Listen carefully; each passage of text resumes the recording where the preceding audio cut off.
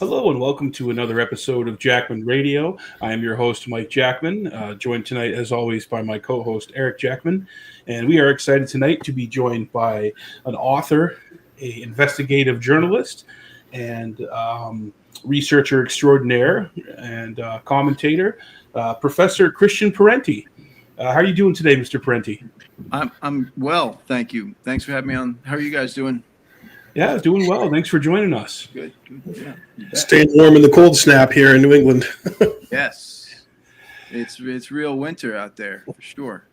It's nice. So, it's a nice balmy, like 15 degrees, I think, here in New Hampshire. Racing. Go outside and it's like. So I saw actually a Facebook post recently by somebody I really admired.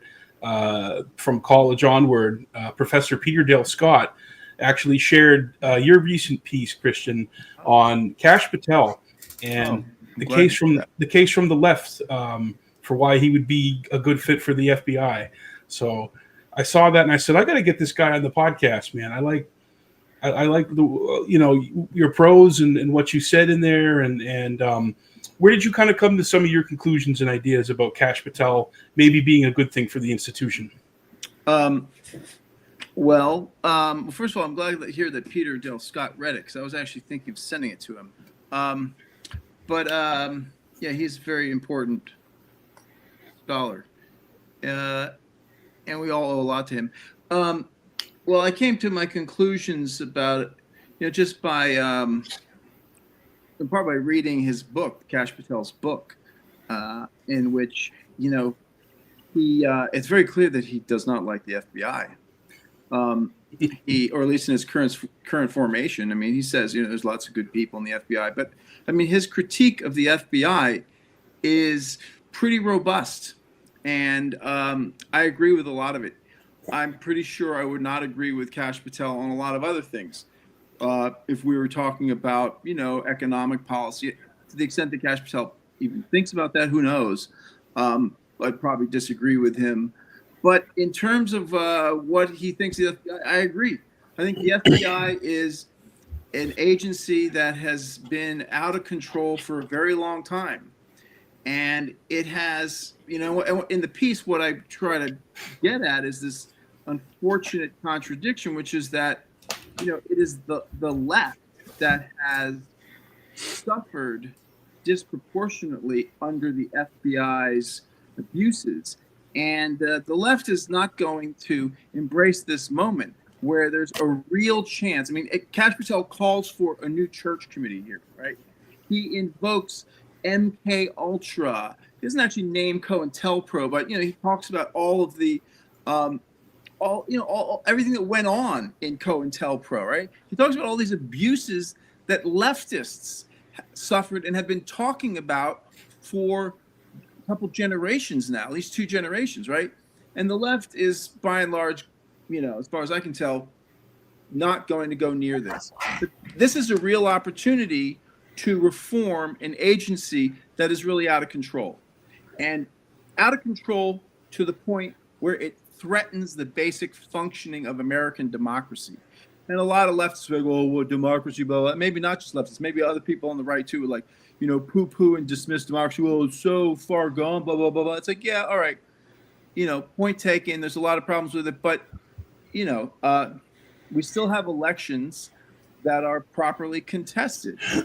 And even if they are manipulated and influenced and as a result de facto stolen on occasion, that's done on the margins, as witnessed by this last election, I think, where it was like, it was just too big to nudge it the other way, and Trump won, for better or for worse. But but what has been revealed in the last 8 years is just how out of control and just how political the FBI is. We can get into those details, what that means exactly. And my sort of, thrust of this article was to the left. You should pay attention to this because here's an opportunity to do something about this problem that has historically affected the left and will continue to do so. And if you are serious about your politics, if you are serious about wanting to make these changes that you advocate, then you should be very serious about taking real opportunities, even when they come in packages that you don't like, even when they come associated with people that you don't want to be associated with, you know, and the left is not up to that. So I don't know where you want me to. Well, Yeah. no, I agree, and I mean, I think about Fred Hampton as an example. You mentioned the FBI and COINTELPRO, and there was a great movie. I don't know how historically accurate it was, but I thought it was a great movie that came out a few years ago about what happened to him. Yeah, what, Jesus and the Black Messiah, or what was it? Yeah, Something in the Black Messiah. Yep, it was Judas and the Black Messiah. Judas and the Black Messiah. Yeah. Great movie, except of course they really underplayed. They elided and just didn't include what the whole thing was really about, which was that Fred Hampton's politics were extremely radical on class questions. He was not a race reductionist. Right. He was talking about a movement of working class people of all races to transform the class relations of the society, right? And people can go and look up those speeches of his on YouTube, and that movie just left all of that out. You had no sense of like what made Fred Hampton so unique, and what made him so unique was that he was, he was radical on the class question. He wasn't just radical on the race question. I mean, to that point, Fred Hampton started unifying all the gangs in Chicago, right? The Vice Lords and the Disciples, still these big sort of mega gang structures that are not like vertically integrated. I mean, they're just, kind of crazy brands, and those go back to those days, Keystone Rangers and Vice Lords and the Disciples. I think maybe it's not all exact same gangs, but it's basically the same gangs. And he was like getting them together, which was freaked the FBI out. He reached out to 4 white organizations. There was for a long time something called the Hillbilly Highway, which was along with the Great Migration of African Americans out of the U.S. South into the industrial North.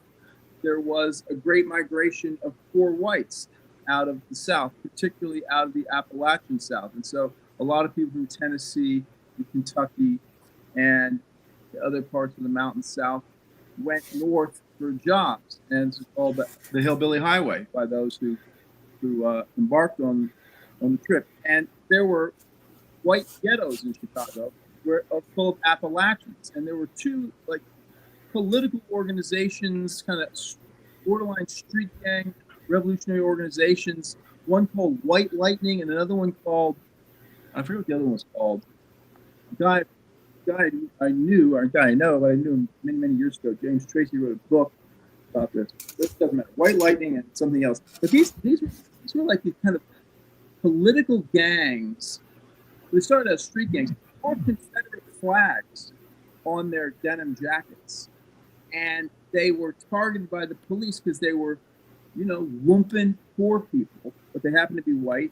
Okay, they probably were not as badly abused as black people were by the Chicago PD. But for the Appalachian kids on the street who were getting hounded by the police, it was bad enough for them, and so they had a lot of the same issues. So you actually had meetings with these guys who like had Confederate flags, and these White Lightning guys would have like Confederate flags and like free Huey P. Newton, free Huey buttons, right? These were the kinds of connections Fred Hampton was making, and he was making this based on class analysis, class unity, class struggle, getting beyond the kind of race reductionists, romanticism, resentment of that kind of politics. And that's why Fred Hampton was killed. I mean, that's really dangerous to the status quo, and that kind of goes to another article that you wrote that I want to bring up a little bit later, but where you talk about diversity as rhetorical currency, and I think that's related to that. But Eric, you had a question or a point you wanted to bring up? Yeah, I was going to cite that too, but also, I mean, back to the FBI, Christian. I don't know how deeply you've looked into the Gretchen Whitmer kidnapping plot. If you a little bit, yeah. I mean, I know the basics, that it was like the entire thing was concocted. Yeah. Yeah. Yeah, it was basically a glowy FBI entrapment kind of op. And, that's okay. That's might be something a cause célèbre of the right and kind of your more right wing militia type people. But it's also just the fact that that happened and people's lives were ruined and some people were, set to go to jail for the rest of their lives. That should give concern to everybody in America, no matter what your politics are or what you believe. So I think you struck a good chord in your piece about Patel, that he does want to expose that stuff. He wants to clear out that kind of rot. And it just feels like it's like a self-fulfilling prophecy with the entrapment type ploys. And they get these people and they wind them up and they get them to a point to justify the budget for these agencies, especially the FBI. Yeah. I mean, to justify the budget but also to move political agendas. I mean, as I mentioned in the article, the term the deep state, which is in the subtitle of Patel's book, government gangsters, the truth, the deep state, something like that. And the deep state is a term that has broken out of a kind of mostly left sort of academic ghetto into a much broader kind of mainstream usage over the last 8, maybe 10 years, and Peter Dale Scott is the one who imported this term from Turkish. It was used in Turkish political discourse to describe the networks within the Turkish military that were opposed to democratization, and these Republican in the not the sense of an American Republican, but these Turkish military officers saw themselves as guardians of the secular republic as established by Mustafa Kemal, aka Ataturk, who founded the nation after World War I, founded modern Turkey. And with democratization, the military, which had 3 successful coups d'états in Turkey between 1960 and 1990, and numerous other sort of failed attempts, they felt that increasing democratization opened doors to both the left, the Marxist left. They're fighting a war against Marxist Kurdish guerrillas. They're not interested in trade unions and Marxist parties getting too much power, and also to the religious right, to the sort of Sunni fundamentalist political parties that Erdogan has capitalized on and sort of ridden to power to some extent. And so this was the deep state was the idea of this state within a state, this network of these Kemalist officers who, regardless of what the law said, were going to make sure the democracy didn't go too far. And this milieu, this scene, this network of networks, it's not really an institution, was referred to by Turkish commentators as the deep state. And so Peter Dale Scott brings that into English, and then it's been picked up in the Trump era. And yeah. It's amazing. I feel somewhat a little bit bastardized by MAGA, a little bit for people who didn't know about it before, who had never heard of Peter Dale Scott. Not to say I'm not happy about it, but I think oftentimes when a lot of MAGA people say deep state, they just aim it at the left, or they aim it at people they don't agree with politically, where they're kind of missing the larger point of what Dale Scott's talking about geopolitically. Yeah. I mean, but so then back to the point of it's not just about, it is the bureaucratic interest that you mentioned, Eric, of failure is good for budgets, whatever, just perpetuating the institution. That's definitely key part of it, empire building. But it's also about political agendas, and we've seen in the Trump era that there's an element of Republicans who hate Trump. You remember most of the Republican Party hated him, and I've written about that, and I think I sent you some of those articles from Compact. I've written about this for the Gray Zone and the Telegraph and Compact. Look who wasn't at the conventions, right? Look at what he did to Paul Ryan, Mitt Romney, the Bushes, the Cheneys, McConnell's out the door. It goes on. Yeah, and Lindsey Graham. And a lot of these people, once Trump has the upper hand, then they'll start kissing his ass and seeming like they're pro-MAGA. But I think the fundamental issue is that he is hostile to American empire. He is hostile to American empire, and so I've laid this out, and it's just like, gotten some traction on the left, but also people are just like completely freaked out by it. And he's not hostile to the American empire because he's like some sort of anti-imperialist leftist, as we can see by he's like, hey, let's get Greenland, right? No, but for his own parochial, idiosyncratic, weird reasons. Basically, he sees the rest of the world as a bunch of freeloaders, starting with these European countries that don't pay their bills. That, he would say, NATO, these our NATO partners are delinquent. They're not paying their bills. And he sees the post-war American empire, which is this amazing constellation of institutions, both hard power and soft power and economic power, trade agreements, military bases, intelligence networks, this whole architecture, which has developed since World War II, he fundamentally, clearly, to my reading of it, doesn't understand this, doesn't get it, and just sees it as a security business that isn't turning a profit, in which the clients are delinquent, right? So these aren't noble reasons, but the point is, he's not on board with the fundamental project of American foreign policy for American elites of both parties, which is to maintain this empire, right? And he's just impervious to their intimidation, impervious to their argumentation, in part because I think it's true, he probably does have ADHD. There's a great episode in I've mentioned in a couple articles, where 6 months into Trump's administration, the Joint Chiefs of Staff bring him into a legendary room in the ultra secure SCIF type briefing room in the Pentagon to explain to him in the simplest possible terms like what the American empire is. Bannon is there, various accounts of this, but it's like Trump is getting bored and pissed off, and he interrupts them, and he says, "You guys are babies. It's like you lose war. You don't know how to win wars anymore. You're babies." And he says, "Where's the fucking oil?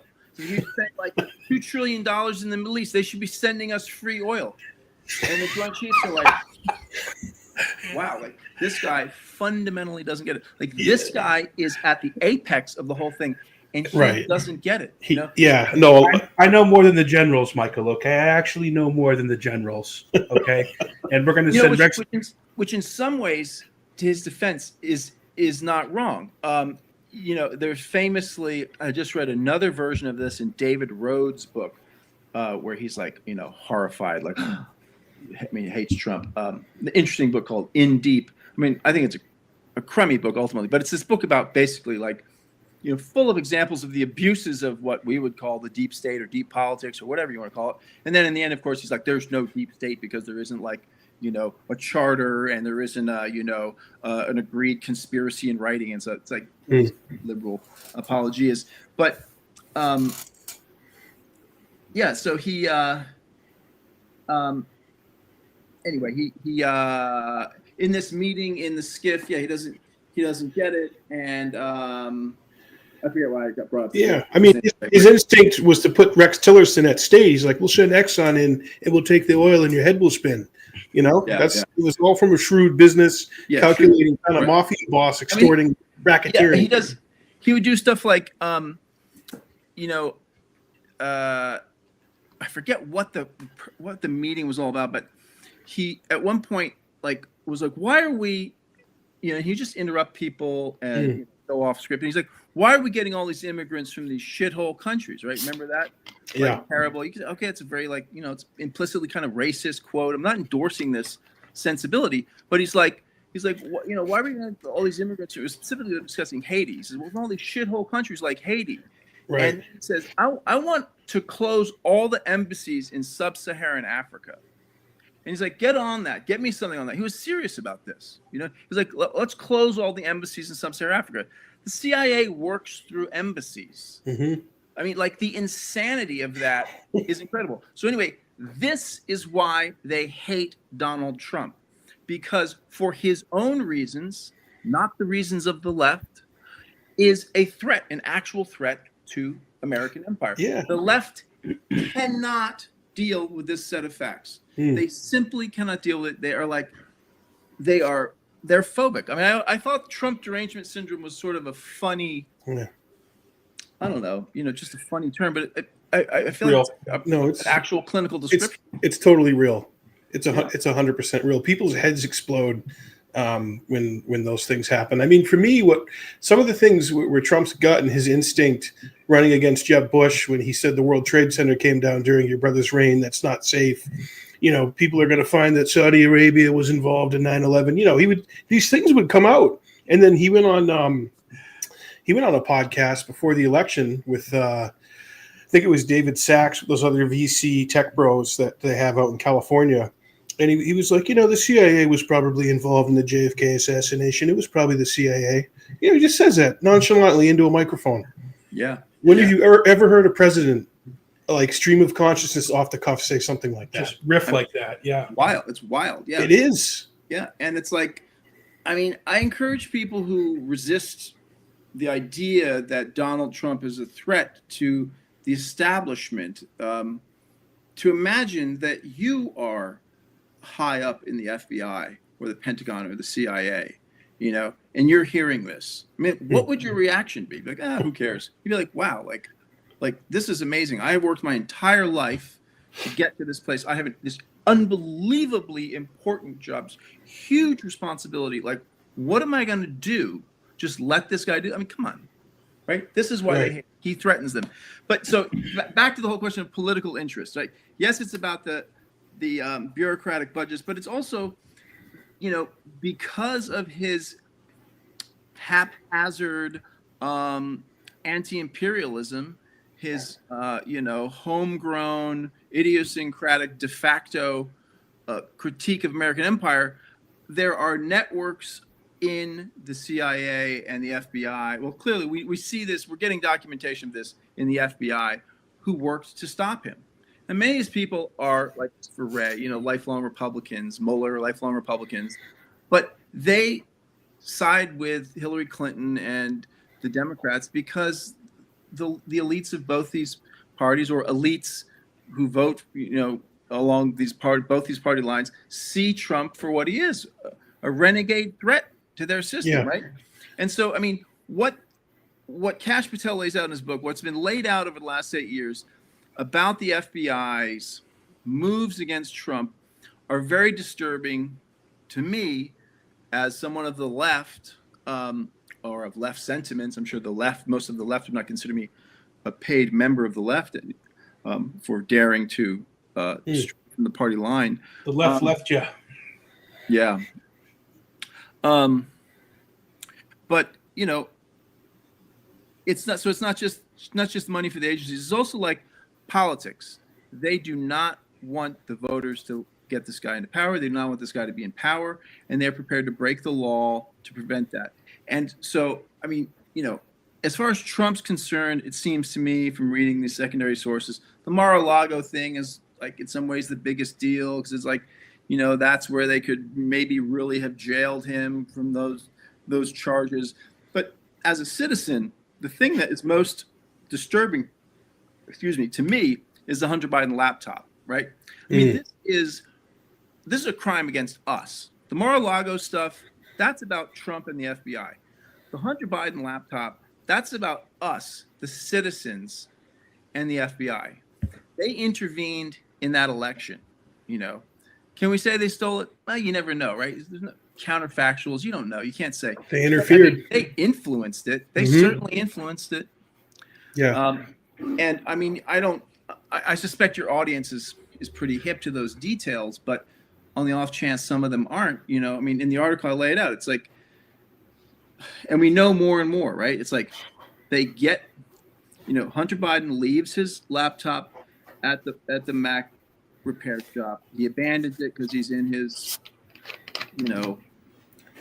like moment of relapse, all that stuff. The guy takes possession of it. He tries to, contact Hunter Biden. All of this is totally well documented. And then he's like, okay, I'm gonna, refurbish this, whatever. And he's going through, and I guess he had to extract the data before he fixed the laptop. He's going through this data, and you realize, like, wow, this is Hunter Biden.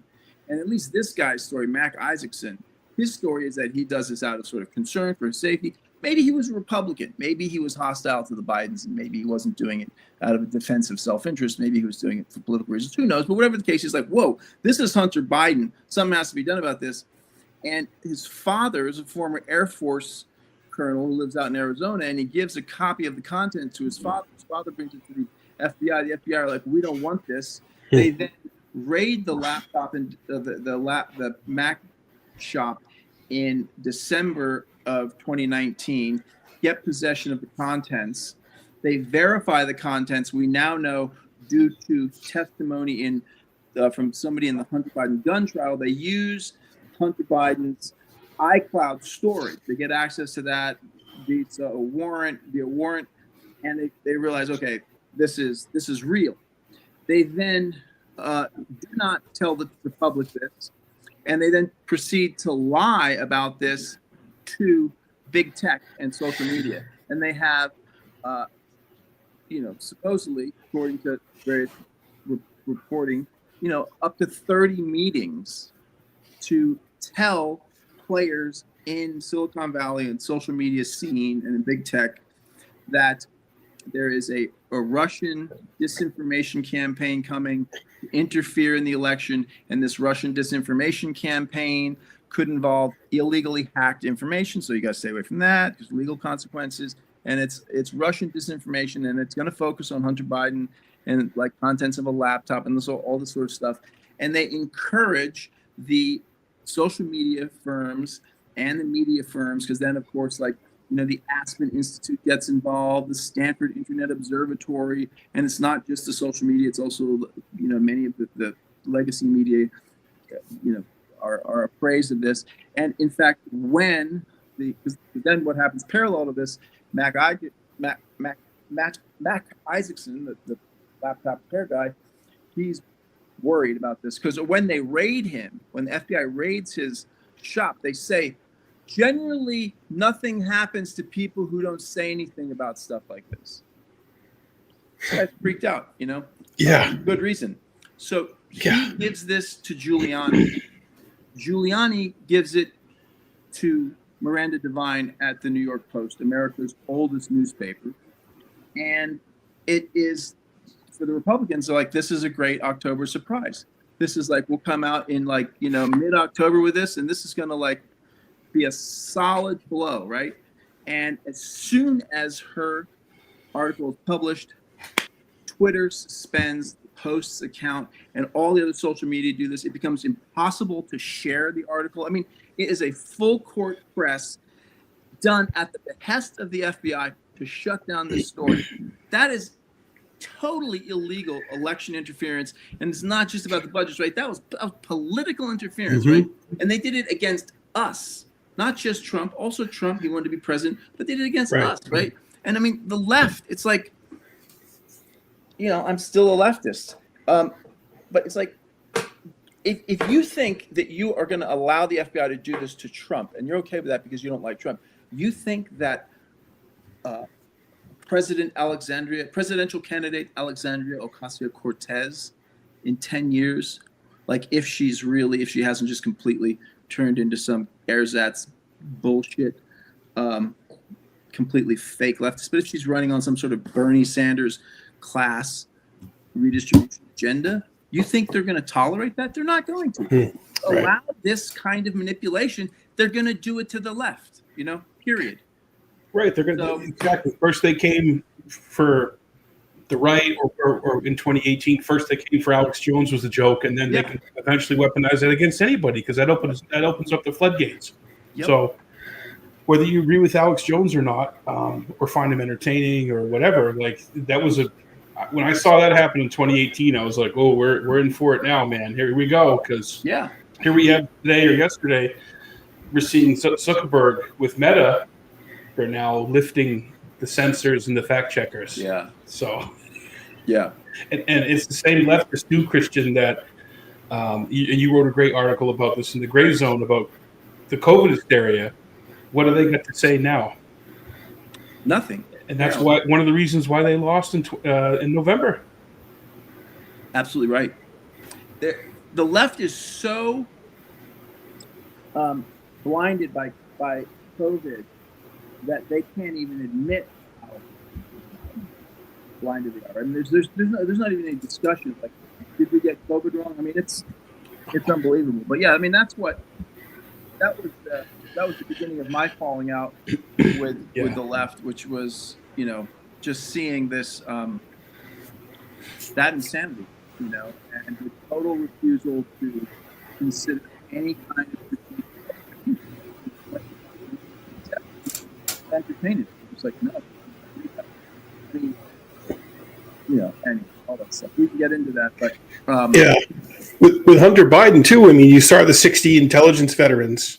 You know, you want to talk about a deep state move and mechanism of deep politics. John Brennan and that ilk and Clapper and all those clowns. Yeah, I mean that's a flex, and like you said, they'll no matter who it is, if the ruling class and their mechanisms of control and perception and power don't like it, they'll pull that shit. Yeah. So yeah. we have to say something about it and resist it. Yeah, yeah, and then Aaron Mate had a piece, what, yesterday or today or yesterday, real clear investigation piece.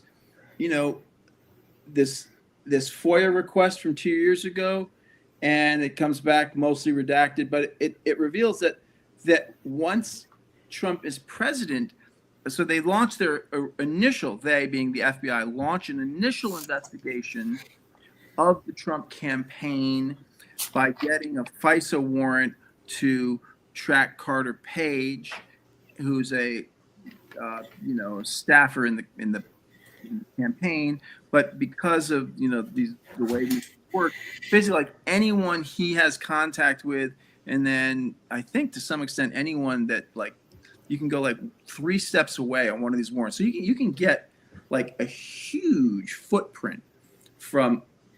They effectively got a huge footprint inside of surveillance inside the Trump campaign by getting this FISA warrant on Carter Page. They might have then got other FISA warrants based on what they found, or concocted from his conversations, this and that. So that's the initial investigation, and the whole thing is, based on the Steele dossier, which comes out of, the Clinton campaign, and the DNC pay for this, and this is done by MI6 adjacent, former MI6, but also it's like interesting questions about how detached the producers of the Steele dossier really were from MI6. But then apparently there was a second investigation launched by the FBI of their putative boss, the president of the United States, in 2017. Right. So I mean, we're headed into a very interesting moment here in American politics. And who knows, now maybe it'll all be swept under the rug, but I kind of think it won't. And I think it won't because Kash Patel strikes me as a kind of a wild character. It's a wild card. Yeah, he's a millennial too, from what I understand, right, Eric? Or is he? Isn't he only like a few years older than us? Yeah, 41, early 40s. Yeah, so in politics, that's young because I mean, you got all these senators who were staying in there. We got one senator who I guess, or member of Congress, we found out she's been in some kind of assisted living situation, and who's been doing the votes for her? Like, what the hell's up with that? Yeah. That's just one story, and look, through history, a lot of politicians and presidents have historically been older, and you can make an argument one way or another whether that's how it should be, and you have sage wisdom and more experience or whatnot. But I would argue against that with someone like JFK, who got in there in his early 40s and navigated us through huge existential global crisis.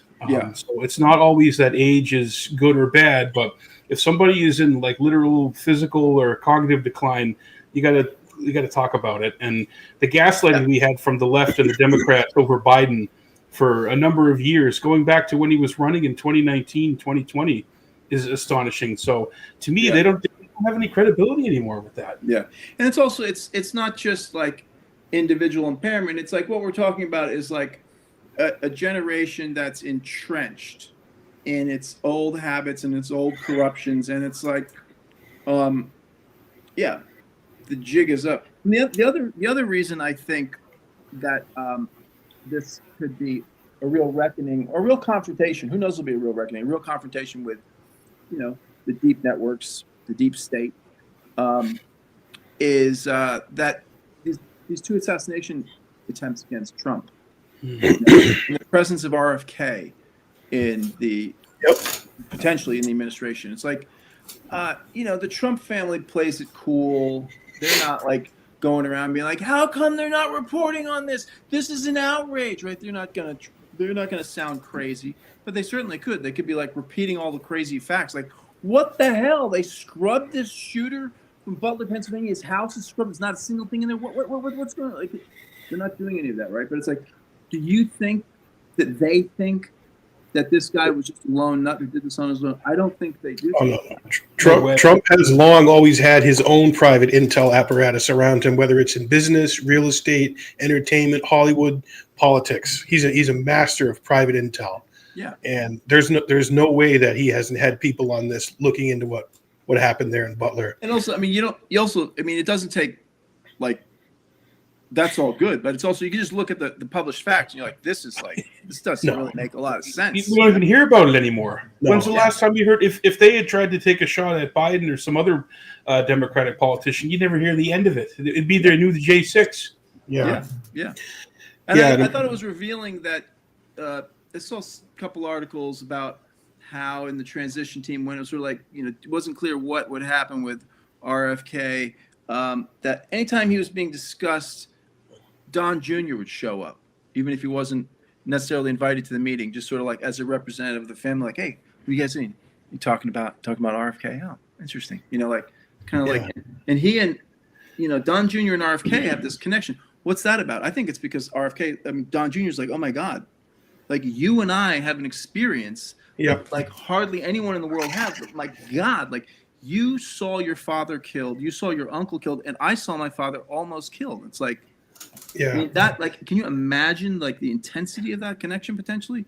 Yeah, I think they're like, you could dismiss it. This is personal vendettas. It's like, oh yeah, okay, it's personal vendettas against rogue intelligence agencies that might have been involved in an assassination attempt. I mean, the failures of the Secret Service are so bizarre.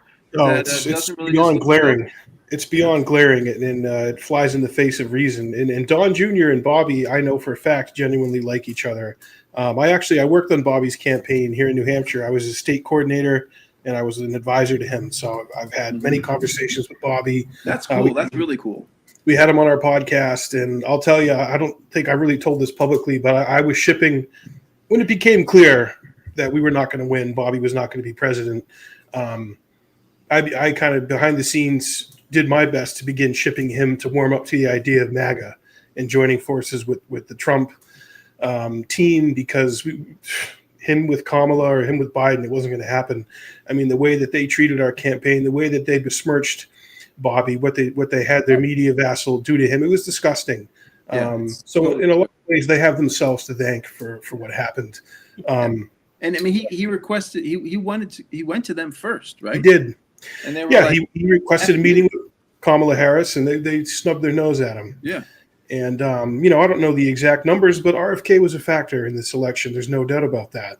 And Don Jr. is a smart enough guy where he, like you said, he understood the historical, and this is what really compelled me to join Bobby's campaign and work for him. The historical, and I don't know, I don't want to call it mystical, but mythical kind of proportions of having a guy like him in the race. What he represents. To me, Bobby is really the torch bearer of the Kennedy legacy, the real badass, anti-establishment, really go against the grain, take this incredible privilege, wealth, power, and platform I have and actually try and do something decent with it. Yeah. Which he really did. And teaming up with MAGA was really the only play. and here we are now. I don't know. I'd love to get your thoughts, Christian. How, if you're bullish on him getting through nomination, I think he's going to get it. Well, I don't have any special inside tracks, but I kind of get that's my feeling. But it's not based on.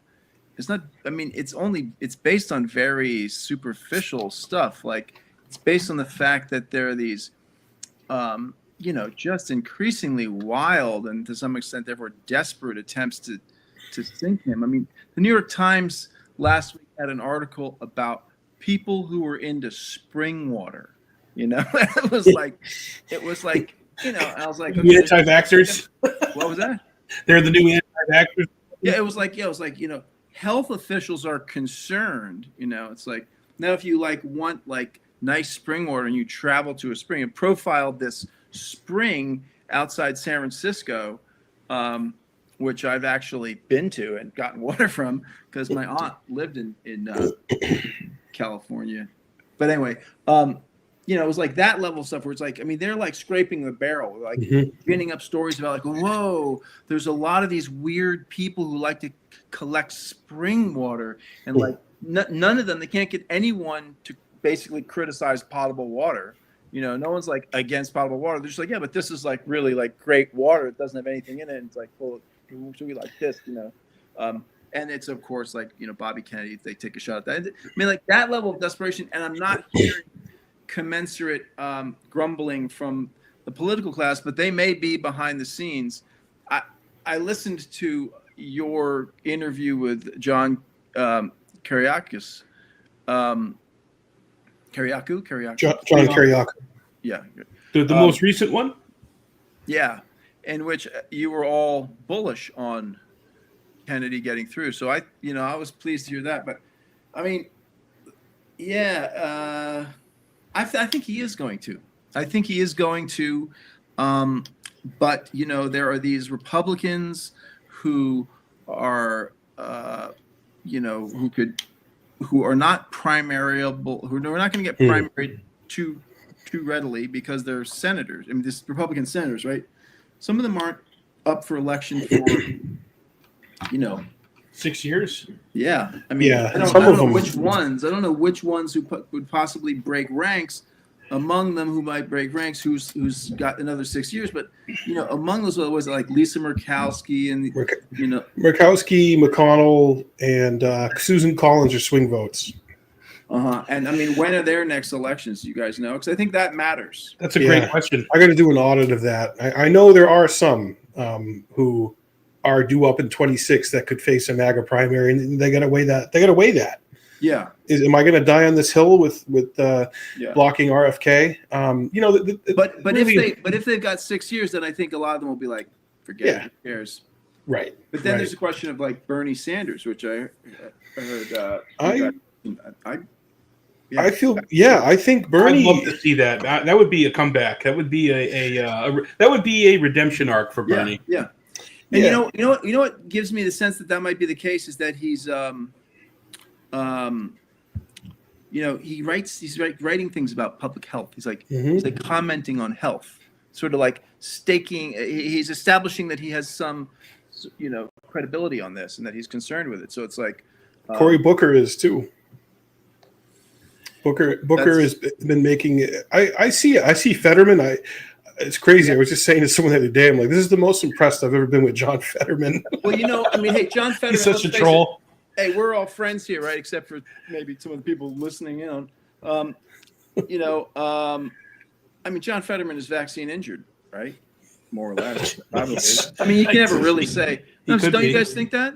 I think it is. I mean, who knows? You'll never know. Didn't he have a stroke?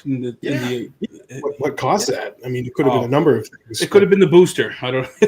Before we go into that stuff, we do have a question here, Christian. I want to put up from Fire Pixie, a regular listener. Do you think Trump will pardon all the J6 people? Probably, yeah. I mean, hasn't he said he will? That's not something I've followed, but I think he will. I mean, I've looked into J6, but like that question, I think my impression is, he will. I don't see why he would not. You had a piece about J6. Was it in Compact Mag or was it in? It was in Compact. I mean, a lot of the Compact is unfortunately paywalled, but that's how they maintain themselves. But yeah, I mean, the J6 thing again. It's like those. I would not have any political agreements with the vast majority of people in those J6 protests, other than a hostility towards the security state, and a critique of American empire and a concern around election interference. But, so that is a defensive caveat. The piece I wrote was just looking into the details of it, and it's just, again, it's really, really odd. I mean, Chief Sund in his book describes being desperate to get the National Guard there, and it's like he was the chief of the Capitol Police. The chief of the Capitol Police answers to the Speaker of the House, Leader of the Senate, the Capitol Architect. This is the Capitol Police Board, and it's like he has to get approval from them, and they refuse to give him approval for the National Guard. There's all sorts of other really weird things, like they brought a guy down from the NYPD, a counter-terror intelligence specialist, and this guy put everybody on dealing with backlog cases rather than doing intelligence for January 6th. Be that as it may, it was such that Chief Sund, already knew just from the few intelligence people he had at his immediate disposal who were looking at websites, that they knew that it was going to be a large crowd. They were going to come armed. They were ready to do violence. They were going to try and, at least some of them were going to try and enter the Capitol, right? All of this was known. They had this was the third series of these MAGA protests. They had two prior ones. Mm-hmm. And in those two prior ones, they did what these big city police do so well and so depressingly, if you're one of the demonstrators. They kettled, as they say, it's a British term. First heard it in the UK when I was in graduate school. They kettled people, in these pens, and like massive surveillance, just overwhelmed these protests. They kept a lid on the two previous protests. There was no violence. There was some violence late at night after one of them between like Proud Boys and Antifa, having fist fights in the streets. But at the protests, it was like the police were on it. They had it totally locked down, right? And then weirdly, they've got this intelligence, despite the Capitol Police intelligence like doing this insane thing of putting everyone in backlog cases, and they don't answer. They don't respond to the chief's request for National Guard. Yeah. And, I mean, it looks like they wanted to discredit the MAGA movement, right? They wanted an excuse. They wanted what they got. Right. I think that was part of it. Yeah, mm-hmm. You make a point in that article too, Christian, about the footage that did come out eventually of the Capitol Police letting QAnon shaman kind of peacefully come through, where you refer to him not so much as an insurrectionist, but more like a kind of a tourist, doped out hippie tourist. Yeah. And then they just release some new footage of the dude putting the pipe bombs at the Capitol or the DNC. Yeah, what the hell is that all about? You can't see anything, right? I mean, and that's another one of these stories. Is like, what shouldn't that be a massive story? And like, why? And it was targeting Kamala Harris, right? As I recall. They couldn't track down who put the pipe bombs there. They couldn't figure that out. But they got And why did she not make a big deal of it? Why did the DNC not make a big deal of it? Like, and they got Mangione Luigi there in a couple of days at a McDonald's chewing on some fries wearing a mask. No problem getting him. Yeah. But someone who puts pipe bombs at the Capitol on January 6th, we have no leads. And the special agent in charge of the Gretchen Whitmer frame-up of the Wolverines, D'Ambrosio, I believe his name is. It's basically D'Ambrosio, something very much like that. Is moved to the Richmond office, and he receives enormous amounts of intelligence about what's going to happen on January 6th and does nothing with it. Doesn't forward it in time. I mean, that's also very, very suspicious. Kash Patel has a throwaway line in his book where he says it's a small group of people. It's like it's the same. Not even say it's a small group of people. He says it's the same people who keep showing up. Like, it's not like the FBI in general. It's like there's this like crew of people. There's overlap. Yeah, no, I mean, Rand Paul early on was saying, we heard there was over 200 federal agents at the Capitol, and my office was promised in writing, and we were never furnished with that information. So we would like to know how many agents were actually down there, Christian. Right. Rand Paul does this whole display, like Yeah. he's not happy to be anywhere, anytime. But Yeah. again, I go back to Rand Paul, right on about that, right on about Wuhan, right on about the lab leak, like early. Absolutely. Yep. Yeah, I agree. And again, I mean, Rand Paul probably, I don't know what if he's ever spoken on this, but he would probably like to privatize the post office, privatize Social Security. I'm totally opposed to that. That's outrageous. I'm absolutely 100% against that. But, indirectly, there is as big a threat to the legacy of the New Deal coming from the FBI as there is from, people like who actually propose these crackpot ideas of austerity and privatization. But so, I mean, he has been fantastic on COVID and on this stuff. And it's like, I mean, the COVID thing is totally. That is outrageous. I mean, we also know more and more about that, right? It's like, well, you point this out in your article in the Gray Zone. You weren't even allowed to have a debate or discussion at the time. And it used to be that the left, that's what they thrived on.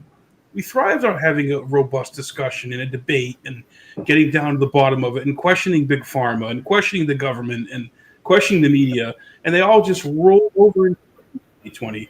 And like you said, they have the March 2020 mindset. They still have that. Yeah. Yeah, I mean, that's in that article for the Gray Zone about the lockdown left. It's clear to me what happens is it's you still have like people from the center left taking rational positions into the first 2 weeks of March. For example, you have at first you've got Governor Cuomo saying, well, we're not going to take any vaccine from Trump administration without testing it ourselves. And Kamala said that too. Right, Kamala says it as well. Mayor Bill de Blasio says in early March, he's like, look, we're not going to shut down the schools, relax. It's like, this is like a bad flu. If you're under 50, you've really got nothing to fear. And it's like, by the end of March, he's shutting things down. And it's like, I think what happens there is partly it's like, the deeper story is, which I think your listeners probably know, but it's like, this is like the successor to bioweapons is bioweapons, right? Nixon outlaws bioweapons, the 72 treaty. The bioweapons program is seen as being too dangerous. There's leadership in the Pentagon saying this is potentially the poor man's nuke. We got to have an international treaty and shut this stuff down. Also because it's not that useful for conventional armies that have dominant positions with conventional weapons and atomic weapons. So we got to shut this down. So shut that down. There's a loophole. You can still do this dangerous kind of research if it's for defense purposes. That kind of puts along. 2000 anthrax attacks. Then there's this explosion in biodefense. And, if you think biodefense, that sounds like conspiracy theory, weird stuff, just Google it. I mean, they're like whole programs. Like, George Mason, this one of many universities, has like a program in biodefense. Like, it's a whole of government, whole of society thing, right?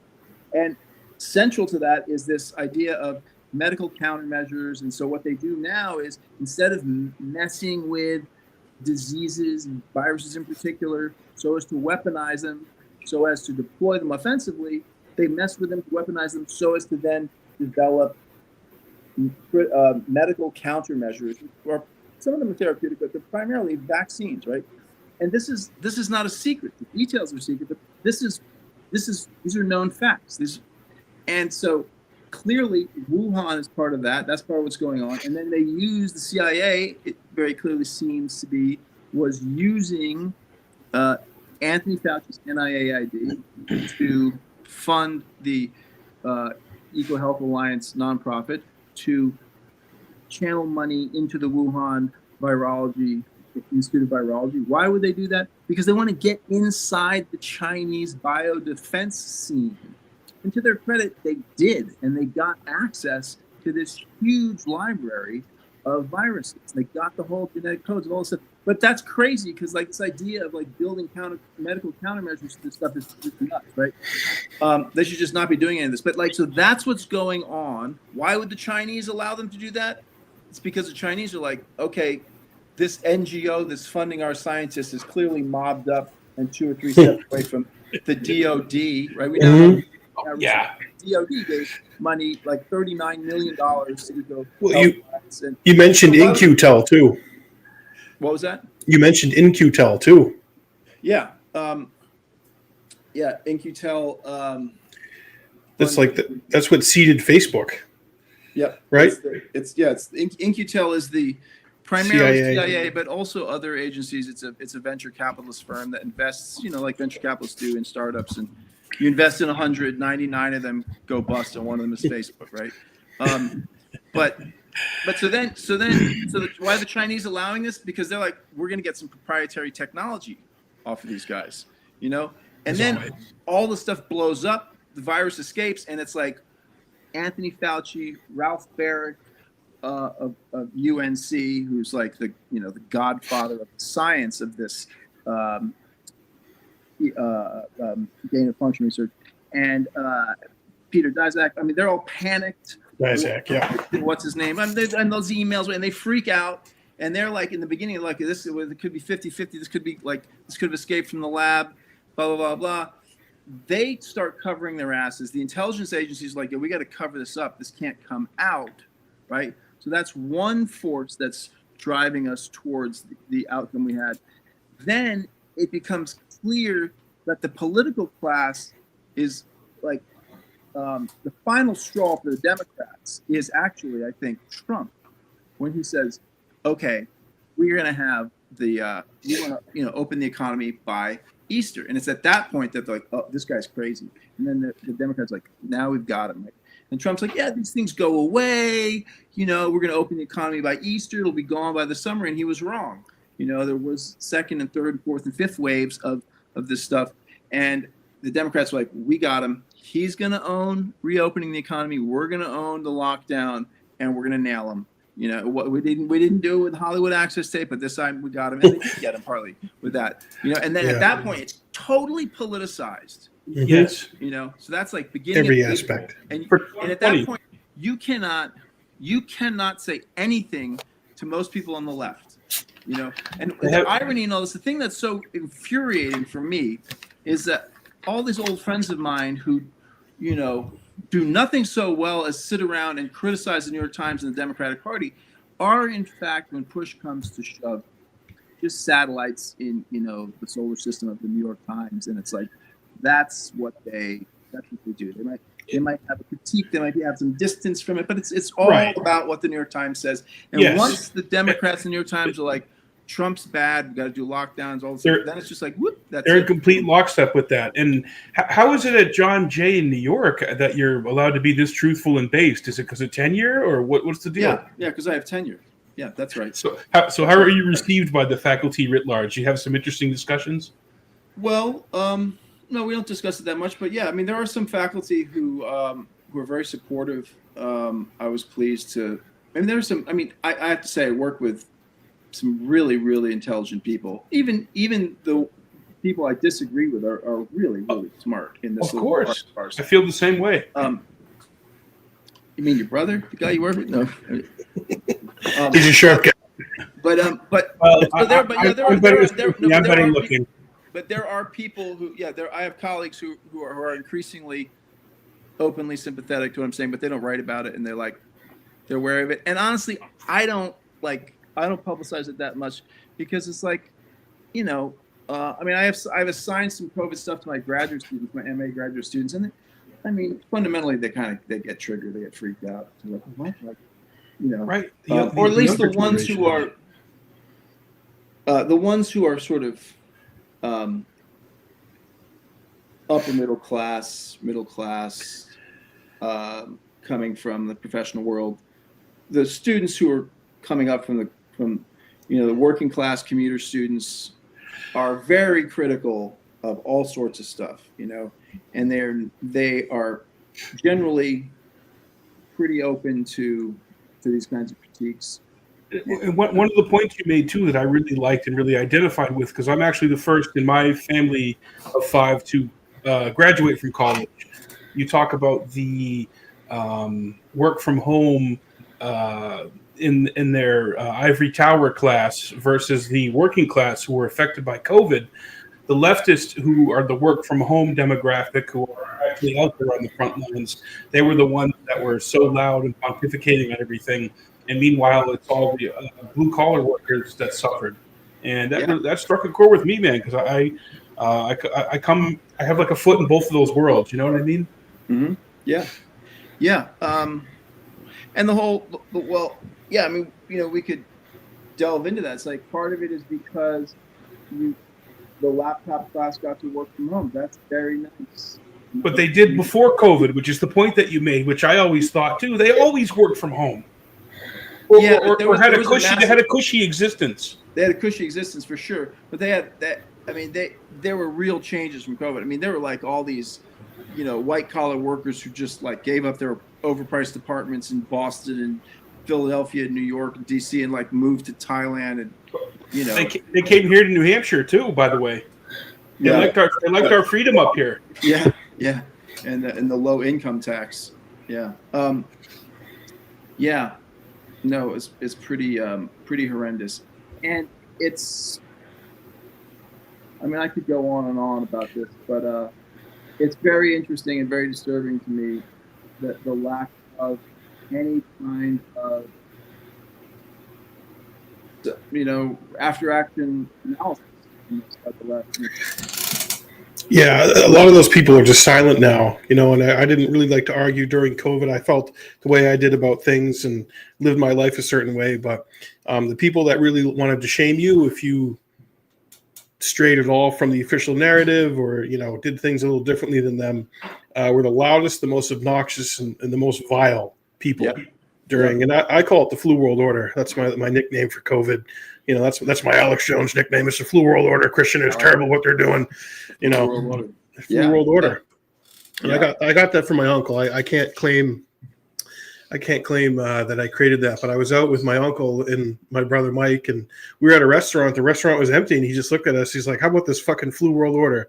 Yeah, no, it's great. I mean, it's like that's one of those things where you're like, "Wow, that should be widespread." It's so perfect, It encapsulated the whole thing, and it was early on enough where certain people, if they heard that, they were just disgusted that you would suggest that or say that, and how dare you? People are dying in troves, and you're going to kill my grandmother, and no, literally, people said that. People said that in relationship to into this. Yeah, I mean, a colleague of mine said that when, I mean, actually, I was as freaked out as anyone in the beginning, and it was because I was so freaked out that I was reading so closely, and then when the first study of the infection fatality rate rather than the case fatality rate was done in Iceland, it was clear, the stuff that Imperial College, now Ferguson from Imperial College, the guy who totally overestimated the lethality of bovine spongiform disease, mad cow in the 90s, he said it was going to be like 3.5% mortality. And it turned out it was like, I forget what, ultimately it's basically like 0.3, which is a lot. I mean, COVID is a very serious and very deadly and damaging disease. It's not to say it's like not a big deal, but it's like, I'm not downplaying it. Killed people, died from it. It ruined lives. It was horrible. But we don't suspend our freedom and our way of life in America because of that. Yeah, and it's not just out of principle we don't do it. It's also because if you do that, if you overreact to a disease by shutting down a whole economy, you're going to kill potentially more people in other ways. I mean, on my long list of to-do things is to write an article about, and I'd say this publicly, so maybe somebody else wants to write it. There has been an immigration surge since the COVID pandemic. And, why is that? Well, it's, I think, partly because of the impact of the lockdowns on the global South, right? There are no stimmy checks, no paycheck protection checks in Honduras or, Guinea-Bissau. I mean, it's just like you're on your own, man. It's like Yeah. massive economic wreckage. And so increasingly people are like, someone in this family has got to go north, to earn some money, because we're under water here from this recent downturn. Just policies. I mean, policies enacted by your brother globalism. Mike keeps getting beers. I'm going to get myself a beer. Yeah, it's like Liz Warren's like, I'm going to get a Michelob. You want one? I'm going to grab myself a beer. I'm going to grab me a beer. And I know, Christian, we said we're over an hour. Can we go a little longer? Yeah, that's fine. I mean, guys, we have Christian Parenti here, folks, okay? He's going public on globalization. We're talking about New England. We're talking about weather patterns. We're talking about COVID. I met Alex Jones back in the 90s. And then I was on a show for my book, The Soft Cage: Surveillance in America from Slavery to the War on Terror. But it was just a radio show, totally obscure, different Alex Jones. But well, I mean, I got to say, man, he got arrested protesting George W. Bush back in like 1998, 99. That's the Emmerich that I kind of fell in love with. I call him Emmerich because that's his middle name. It's High German, Christian. I come from a High German intelligence background. It's barbaric. We'll talk about that later. Bohemian Grove, Google it. Larry Silverstein, sibling 7 poet. But Emmerich, he was against the Bush administration. So they tried to call him a liberal. And then he was against Obama. They tried to call him a conservative. And now he's just doing Ozempic. He's shilling for Trump, but whatever. I mean, we all arrive where we arrive. But I think, I don't know if Alex. One thing I'll say, I never paid a lot of attention to Alex Jones, but when he became a hate figure, I did sort of like tune in a little bit to see what he was up to. And one thing that struck me was he talks about the ruling class. Like constantly.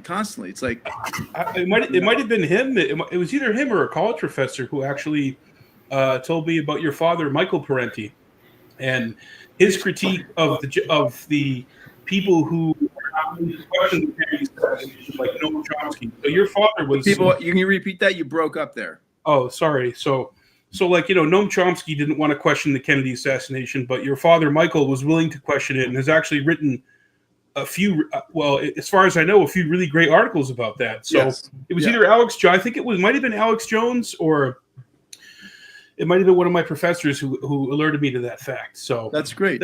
The story with that is, it's like when the Oliver Stone film came out, there was it opened up a national conversation, and unfortunately, I mean, Chomsky, I was never really a Chomsky fan, but I was an Alexander Coburn fan. And Alexander Coburn, unfortunately, had a really terrible position on this, which was like, it doesn't matter if Kennedy died slipping on one of his daughter Caroline's toys in the playroom, or whether he was killed by an assassin because he was an anti-communist, blah, blah, blah. It was a very shallow reading of Kennedy. Of course, you can, if you don't have any sense of history of chronology, you can paint both the Kennedy brothers, the dead Kennedy brothers, as terrible anti-communists, right? RFK worked for McCarthy alongside Roy Cohen, and they're both these terrible anti-communists. But it's like there's a progression for both of them. They're changing, and JFK becomes increasingly progressive and pro-peace. James Douglas's JFK the Unspeakable, and David Talbot's Devil's Chessboard, which is mostly about Alan Dulles, are both very good on this. About sort of like how JFK is changing, and then of course it's like Mary's Mosaic. I was about to mention that Janney. Yeah, we had him on the podcast years ago. Yeah, and a lot of interviews. Mary's Mosaic is fascinating. I mean, I'm there, dude. I'm of the mind that she was dosing him at the White House, and he was totally switched on, man. And like, dude, this Cold War is freaking me out. We were going to move. I thought it was so they maybe dosed once, but maybe they were doing it. I don't know. You listen to that American University speech, and it's like, that's right. LSD is loud. That's that's someone who's done some mushrooms. Yeah. There's something psychedelic and transcendent going on there in that speech, man. It's not just the technical graduation hat too, which I mean, he rocked that really well. But here it is. Pax Americana, like I mean, it's just everything he says, man. You're like, holy shit, man. Yeah. Wow. Yeah. This was 1963 when he did this, and and for people who are listening who haven't read the book, it's like, you say, well, these guys are reading rather a lot into this. It's like, yeah, we are, but it's like the established facts about Mary Pynchon Meyer are wild, right? Which is that she, did LSD on the regular. She did it with Katharine Graham. She did this like coven of like Georgetown, like prep school girls who married CIA guys and State Department dudes, and who were like all doing LSD together. Not in the 60s, but in like the late 50s when you got LSD from your shrink. Early 60s. And it was for like elites, Yeah. Katharine Graham was also connected to Washington Post, right? Through her husband owned it. No, her family owned it. Her husband ran it until he shot himself with a small bore shotgun, as a lot of these like CIA adjacent guys end up doing. And then she ran it, Katharine Graham. Yeah. Wow. She owned and ran the Washington Post. And Ben Bradley, who he was editor at the Post, not publisher, but editor at the Post, and he was very tight with the Alstats and James Jesus Angleton. Yep. I don't really know whether it's Jesus Angleton or Jesus. Yeah, the whole Georgetown clique was made up of journalists and people like the Kennedys and spooks and even going back to people who were there during the OSS days. Yeah, it's where they gossiped. It's where they traded intel, and there was an intersection of art, Mary Meyer, and intelligence and the media, and it all intersected there. So these characters all kind of trip over each other in that story. Yeah, and so she is like this. We know that she did LSD regularly. She sort of was into it. She like encouraged people to take it. She meets with Timothy Leary. She tells Timothy Leary that she has this very important friend who's high up and she can't say blah, blah, blah, blah, blah. So a lot of circumstantial evidence that suggests that they could have. And then I couldn't cite the source that Janney cites, but, they did smoke weed at least once. That's like, we know that, like that's been confirmed. Yeah, and her name is in the White House visitor log too. It's in there. A lot. Yeah, she was definitely there. There's pictures of her with Kennedy. He wasn't just some other floozy. I mean, he goes back to at least 12 years with her. Yeah, they had known each other for a long time. Yeah, right. They met. Right. They met as at teenagers, high school students. Yeah. Right. And she was married to Cordmeyer. Right. I was just about to say that. Cordmeyer's interesting. Wasn't he a communist at one point in the 30s or 40s? No, he was not. Or he pretended to be. Was he? No, or a socialist? No. What? No, I don't think so. But maybe I'm wrong about that. But no, he was. Cordmeyer joins the Marines during World War II. He has a twin brother, and his twin brother is killed in combat. And Cordmeyer loses an eye on one of the Pacific Islands. He comes out of the war and he writes a short story after the war that's published in Harper's and wins an award. And I actually searched really hard for this. It was almost impossible to find this story. I had to buy. I eventually found a hardback copy of the Harper's that it was in, and I got it. That's okay. It's an interesting enough story, but it's a fictional short story, but it's just a straight up account of what happened to him that night during that invasion. He gets out, and then he becomes he heads the World Federalist Society, which is, I don't know that much about, but it's kind of weird, kind of post-war technocratic liberal movement to kind of like create world government. And I mean, it's fundamentally anti-communist, but it's like a kind of left-leaning liberal kind of counter to Communist International. And he tries to make it as a writer. He can't, and then gets a job at the CIA and is apparently very good at it, becomes part of the inner circle. He is attacked by Hoover and the FBI for being a communist, and Dulles comes to his defense, and it's like a big selling point. It's a kind of a moment for Cordmeyer and the CIA, because it's like there's never any he is under no suspicion whatsoever by the agency, and they defend him like this guy's not a communist. He was never a communist. He ends up as head of operations. It's like it has a couple different names. It's like the wet side of the work, you know.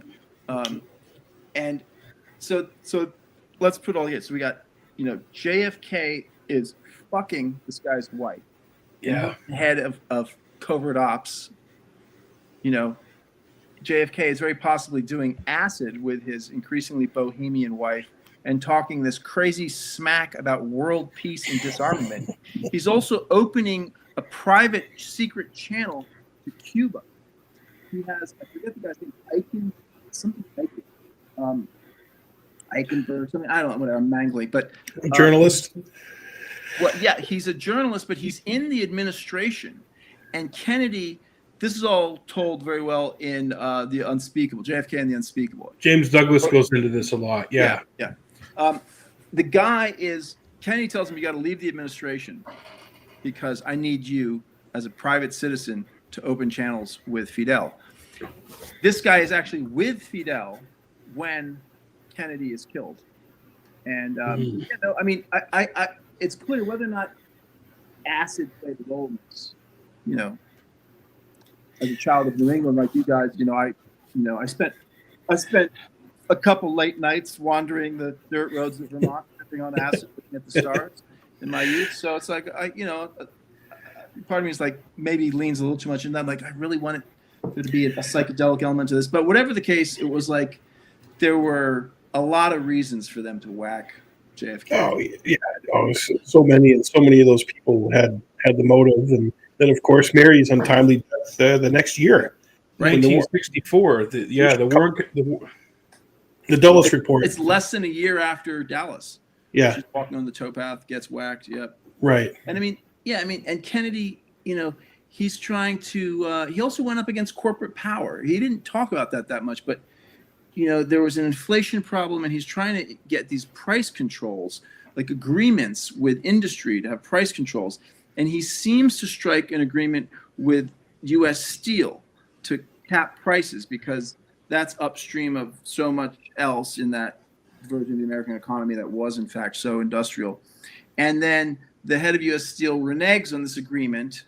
And like 2 weeks later, Robert Kennedy, head of the Department of Justice, has the FBI or some DOJ agents like raid the headquarters of U.S. Steel, so this is the kind of stuff. It's like you have a president who's prepared to like start intimidating and push around the U.S. capitalist class, like the CEO class. Like he had enemies. Yeah, that's crossing a line, man. He had several enemies from there. He had enemies from the anti-Castro Cuban community who felt that he left them with their dicks to the wind after the Bay of Pigs, and they felt that way because he did. Yeah. I mean, he was like, he inherited that operation. He was like, this is insane. He should have just said no to it. Yeah. He didn't have the wherewithal or balls to do that. But he did like leave them with their dicks in the wind. Their whole thing was like, we're the bait and then they're going to invade. And it was like, that didn't happen. So like, no, now you're prisoners. Right. Sorry, I interrupted you though, Mike. No, that's fine. And there's some controversy about the air cover, whether it was ever going to be provided or why that wasn't provided. But he had a lot of enemies. I mean, there's some books and research that indicates the 1960 election, of course, he had some help from a certain Chicago faction with some of the votes who were close with his father. And then the son couldn't deliver on the father's promises. So that tends to be part of the whole mafia angle. But I think it was a nexus. It's not just the mafia. It's not just intelligence. It's not just the anti-Castro Cubans. It's kind of a I mean the mafia. Nexus. Yeah, I mean the mafia thing is also like this is fundamental to the methodology of the CIA going back to the old days, right? It's like, I mean, Douglas Valentine and others have told this story. And Alfred McCoy, it's like, Marchetti. yeah. Prior to the CIA, the OSS, the invasion, the rushed invasion of Italy, which is itself like the result of that's kind of the moment in World War II where it's like, whoa, the Soviets are turning the tide. It's the Germans, they like push them back. When the siege of Stalingrad is broken, it's like, oh, okay, like they're coming west now. And it's like, and so then there's this rushed invasion of Italy where there's a divided U.S. Allied command. It's like, and it was about sort of like marking their territory prior to D-Day. But the mafia were very, very important to them. They had no intelligence in fascist Italy, and so they being the intelligence, the OSS scene, Dulles being one of them. They let Lucky Luciano out of prison, and he activates Sicilian and some Italian mafia connections to act as kind of intelligence for the U.S. invasion. That's the beginning of that relationship, and they served the American invasion well, and it was like, on and on and on. It was sort of like one thing after another. Then you've got like the Italian Communist Party looks like it's going to take power in Italy. Elections in 47, it's like, comes in handy there again. There's Marseille, all these kinds of things. So that, I don't know about the stuff you were saying about in terms of payback or fixing or whatever, getting, in Illinois. That's been thrown out there. Yeah, I don't know how much. I don't know how much I believe that. I know there's some research that suggests that. I've never looked into it, but it's completely feasible that. The 1960 election was a very slim margin for sure. Mm-hmm. But it was also an election, by the way, in which there was the whole contested slate of electors, which we now call fake electors. Hawaii had a contested slate of electors in one state, and it was Richard Nixon, who was Eisenhower's vice president, who certified that election. He rejected.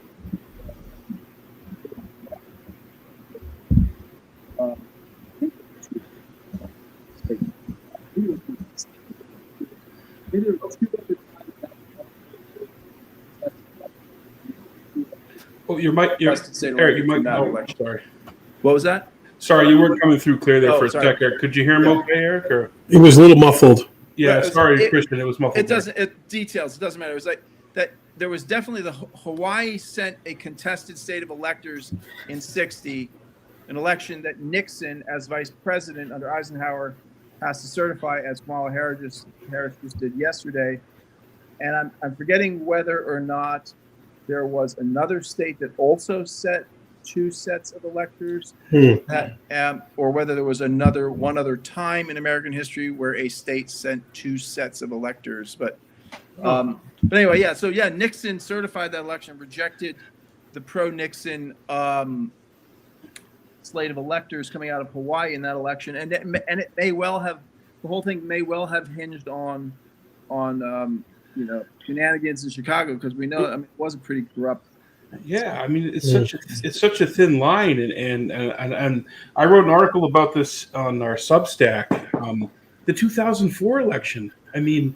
I was one of the people on the left back then who thought that was some chicanery going on in Ohio. Yeah. I've always felt that way. I didn't look that deeply into it, but I remember it. There was just weird stuff. That's also that's the election in which it's Kerry, right? Kerry Bush. Mark Crispin Miller. There's video of this, as I recall. I think there is, or maybe the audio. But Mark Crispin Miller says to Kerry, you were senator. You they stole this election from you, and he says, "I know." Blah blah blah blah. It's like, But then of course he backs off. It was the Green Party and the Libertarians that actually did the recount and paid for the recount in Ohio and tried to do something about it. which would have Yeah. favored Kerry, but you know. Yeah. Well, I mean, that was a time when the concern for the establishment, was like a kind of class and political establishment discipline that it's like our networks can fight it out privately, but like in front of the children, when it's over, everybody's got to close ranks, Yeah, we come together, we kumbaya.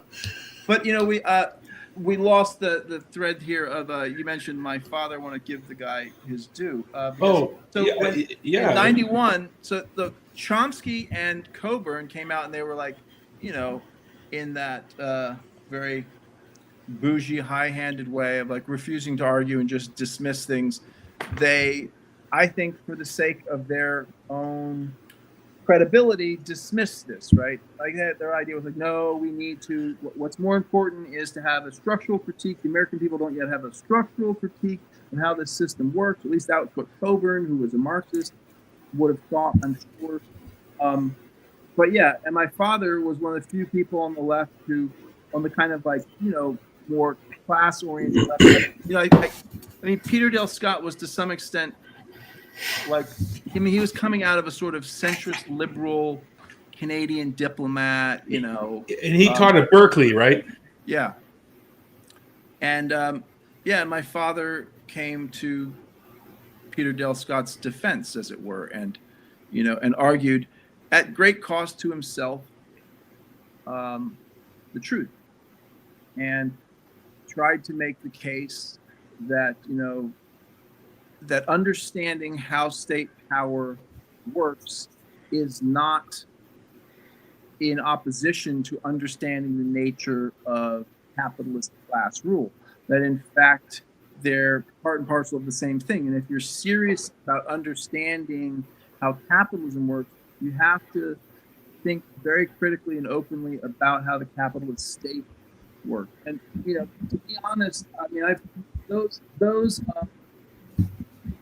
was young in those days, I was like, it made perfect sense what my father was saying and what Peter Dale Scott was saying, but it's not what I was interested in particular. I was interested in Central America and this and that, and I was like, whatever, I was like 20 years old. Go to college, working as a mover and working as maybe a radio journalist and stuff like that. But it's all coming. It's the relevance of those moments are coming back to me and resurfacing in this moment, and it's become clear to me that the left has totally stagnated in terms of its critique of state power, really since like the 70s.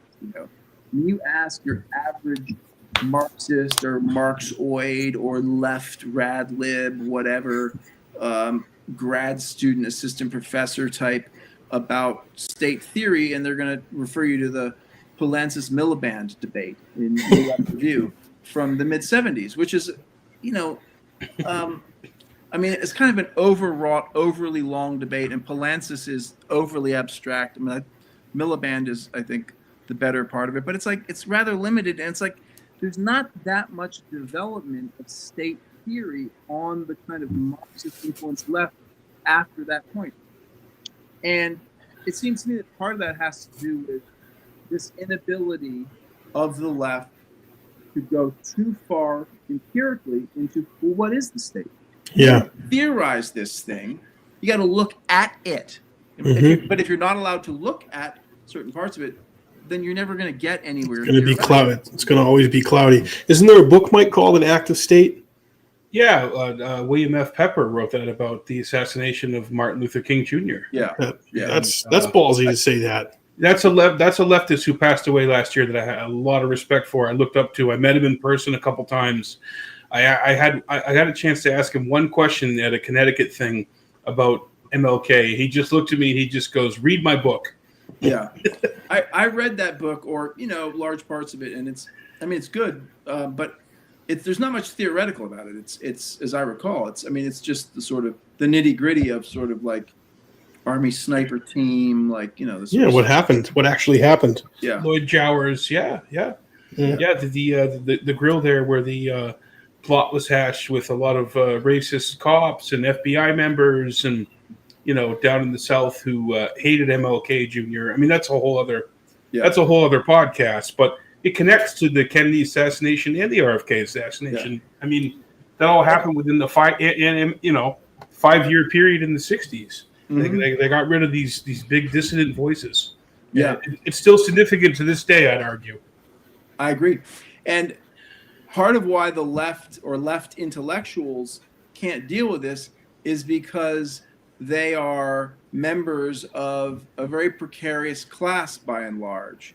They've been stripped of tenure. They don't have their, they don't even have full-time jobs in newspapers, a lot of this stuff.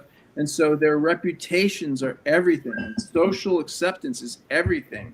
Yes. I mean, not just emotionally, but like your bread and butter depends on that. And so they are incredibly vulnerable, especially in the world of social media, when you can instantly get all these negative emotions by looking at your phone if you say the wrong thing. Part of why I don't do social media, because I don't want to fucking get involved with that shit. It's but that's why leftists police themselves so diligently on these questions, is because they live in profound fear of social ostracism. Yes, becoming a pariah. Yeah. Well, I mean, that's a reflection of their class, because the left is primarily middle and upper middle class. The left is primarily a degree-holding stratum in this society, and somewhat bourgeoisie at times. Yes, and to me, it goes back to the line the Joker said in The Dark Knight. He was like, "What's the matter? Did your balls drop off?" That sums it up for me. Like, the left used to be like the anti-war, anti-censorship, not order, but just they were the dissidents. And now they're just, we're going to roll our sleeves up and we're going to bend over and we're going to take it and we're going to love it. Rage with the machine. Yeah, rage with the machine. Yeah, so that's what it's become. Yeah, it's very disappointing, Christian. Because I consider myself a Democrat and someone who had leftist ideology probably until I was about 19 or 20, and then in college, I discovered Dr. Ron Paul and kind of went from there. And now I just call myself politically independent. Like, I really don't like the labels.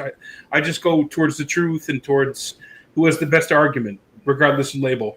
Well, I think that's good. That's real intellectual work. That's what being a real organic intellectual is about. It's been rigorous.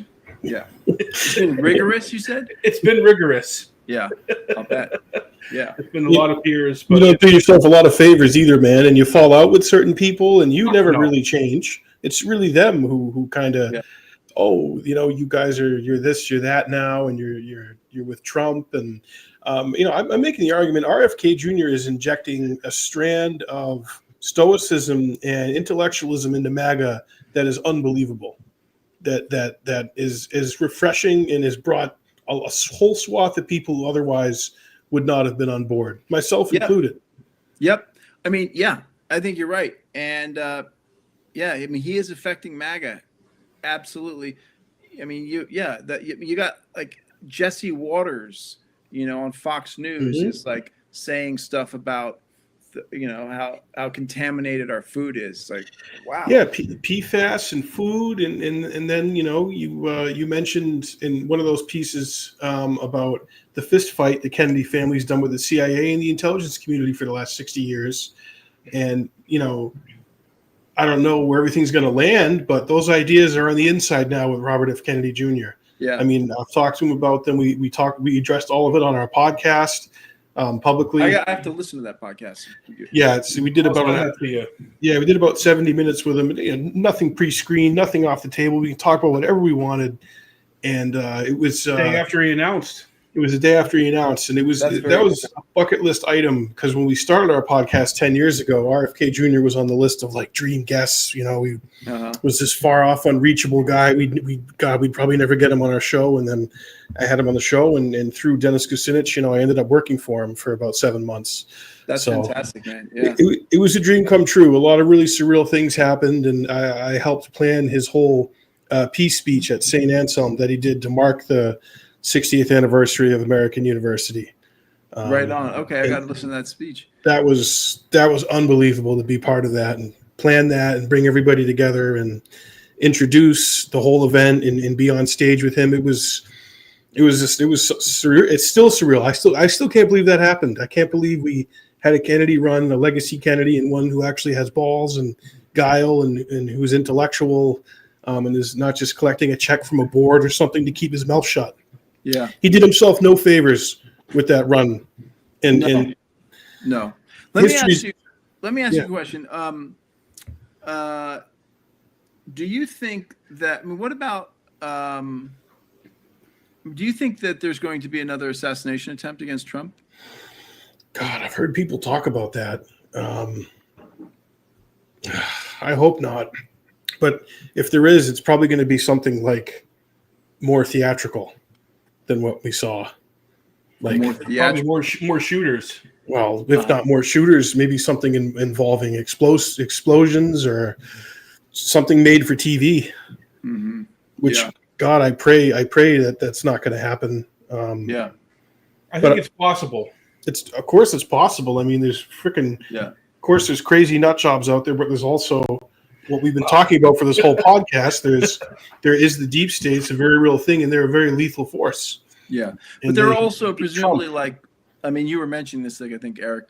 I mean, there's also like other networks in that, and that's why the Peter Dale Scott's deep politics is probably really ultimately the better way of thinking about it. These like elite networks that struggle openly and secretly, legally and illegally, but you know, I mean, maybe I think that if there isn't, it's probably because there's just too much pressure on those who did. But another thing that seems like that it could very well happen is a kind of strategy of tension type thing, like in Italy, all through the Gladio, 70s. Like Gladio networks. Yeah.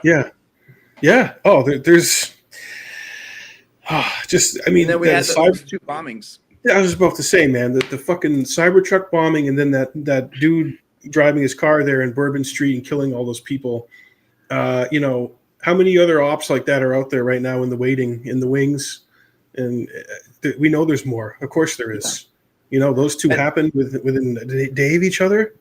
Yeah. And what does Kash Patel do when he's like about to take the gloves off and, spill the beans, and then it's just a series of bombings, ISIS, blah, blah, blah. And it's like, and all the commentators are going to be like, the FBI are all that we have, that like standing between us and these terrorists who are trying to kill us.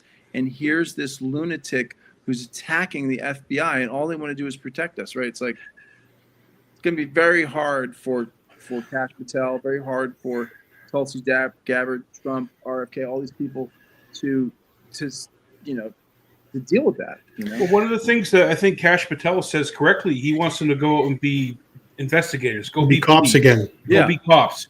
Go out there. Go out into the field.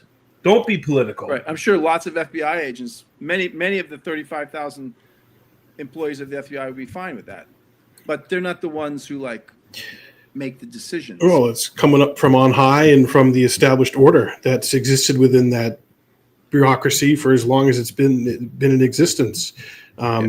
So I don't know if he can find a way to communicate and articulate to the American people something like a Whitmer plot, something like any of these plots that we've seen where you peel back a couple layers and it glows. It's clearly a fed off. Yeah, that's what I mean. I think what they've got to do, and actually Kash Patel says this in his book, and I didn't actually work it into that compact piece, but like transparency is super important, right? It's like just they need to, as quickly as possible, just get it out there. Flood it, dump the documents, and let the people have faith in the American people. That's right. Their ability to read and understand and put things together. And it's just like, give us the proof, give us the receipts. Yeah, and they can do that. And I wonder about John Ratcliffe. I know that Amaryllis, Bobby's daughter-in-law, was going for deputy director. It sounds like maybe Tom Cotton had a means of putting a pin in that. I haven't really heard anything in a couple of weeks about that. But just the fact that was even in the wind and that's out there, and there could still be a spot for her in our national security establishment, really gives me hope that this kind of stuff's going to start to happen. And Kash Patel said, I want to have these declassification offices running 24/7. Yeah. And put it out to us. Give it to us, man. Like the spirit of Jim Garrison. These are your files. Yeah. These are your documents. Yeah. You paid for them. Yeah. They really need to, rely on the people. Right? Yeah. We're going to get it out there. Just give it to the people. Let the people decide what these documents say. We can handle it. Yep. We can handle it. And there's a thriving independent media out there that whatever you think about X and Elon and all that, man, it has been a game changer. It absolutely has. It's competing with legacy media. I would argue that we're looking at the embers of legacy media kind of in the wind at this point. Yeah. All the people who are being fired, the downsizing, losing their budgets. Yeah. That's a mixed bag. You're right. It's like the ideological work of legacy media is horrendous, but the lack of reporting capacity is pretty scary. The lack of technical skills, because a lot of the people are, and I try not to be guilty of this, are spaghetti throwing monsters. Just throw whatever he tries, whatever you can, whatever's sensational. And we don't do that with this show. So many people just are out for clicks and sensationalism. Yeah. But also the reporting, it's like, we are in this conversation tonight, we've been relying on other people's reporting, and the essay that was sort of like the hook for this, my Kash Patel essay, is an analytical essay based on other people's reporting, based on his record, and it's like the ability to kind of crank things out and cover the news, like that's the part of the loss of legacy media that's really problematic, because they did it. And it used to be that it was like pretty much everything would get covered. There'd be an admission, there'd be one article, and most people would like blow by them. And if it doesn't get caught by the pundit class and discussed, and you don't hear it while you're like driving down the road on the radio, it's gone, right? But it's on the record, and you might have to get access to LexisNexis to dig it up 5 years later, but it's like the entire record is there eventually, right? We're getting to the point where that's falling away, where it's like they're just not reporting on stuff. It's just like everything going. So media is very fragmented and siloed, which is another bad byproduct of, I guess, a negative of legacy media going by the wayside. Yeah. Well, look at the graph. You can see the graph from when the Warren Commission came out to today. It's like this. It's like trusted media. What? The graph of trusted media and trusted institutions. Yeah. There's a correlation between both. So, one thing I wanted to ask you, Professor, was your take on the legacy of President Jimmy Carter. Well, it's mixed. It is. Hold on 1 second here. By all means.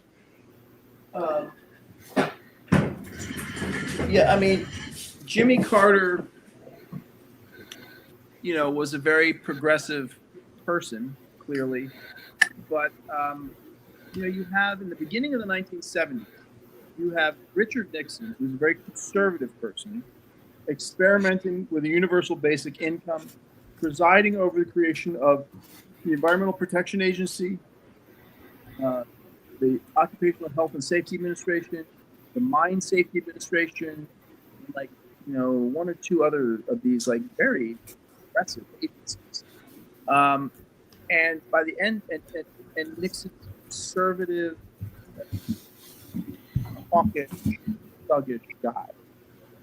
By the end of the decade, you have Jimmy Carter, who the rest of his life proves is a really compassionate person who cares about regular people, presiding over, a terrible foreign policy, which, that's kind of that's almost, they all do that, but presiding over, deregulation of trucking, deregulation of telecommunications, deregulation of, maybe not airlines, there was one other. Yeah, the airlines. The airlines, yeah. Massive increase in the military budget, right? I mean, the first act of Reaganomics is the last 2 years of the Carter administration. So, what's that about? I mean, to some extent, that's about the underlying structural dynamics. And what was going on in the 1970s was that there was a profit crisis. That the story of the post-war boom is that America emerges from World War II with this greatly expanded industrial capacity, this massively increased and well-organized state capacity. That goes back to the New Deal. And the rest of the world is, in ruins. And so the process of rebuilding the rest of the world supplies the demand for the capital, the credit, and buys all the supply that go into rebuild. And the U.S. is in this amazing position to benefit from that economically. And so you've got the late 40s, the 50s, the 60s, into almost the early 70s, where it's like, it seems like you can have really high rates of growth, really high taxes, rising wages, and high profits. And it's like only in the late 60s, so the average after-tax profit rate is above 10% until around 1967, and that begins to come down. By 1973, it's bottoming out at around 3.4%. And there's a fear among the investing class that that's not the bottom. Only in retrospect do they know that that's the bottom. And it's at that moment that there's this rightward shift in the U.S. policy class. And they realize, okay, wait a minute, all this Keynesian economics, all this consensus that comes out of the New Deal, that you have to give a little to the working class and poor so as to keep a lot. That, you've got to, allow the working class to buy soap and blue jeans, if you want your factories to be profitable, right? That consensus sort of breaks down, and these right-wing ideas that are associated with Hayek and Mises about, neoclassical economics, just we have to return to laissez-faire, government's the problem, get rid of this. This is all marginal stuff. This is hiding in think tanks, and it finally starts coming back into the mainstream and into power in the 70s. And so part of what makes Carter a mixed president is not so much him, but the moment. And it's like he moves to the right fundamentally after the midterms, in part because there's been this entire decade of like massive labor militancy. You have the wage price spiral of, rising prices, rising wages. Workers are organized and unorganized, are strong enough that they are not responding to rising unemployment. Basically, the Lafleur curve. It's like prior to this in American history, anytime unemployment goes up, wages/prices go down. But in the early 70s, that's not happening anymore, and it's partly because the social safety net has expanded too much, and so workers can quit their job and survive.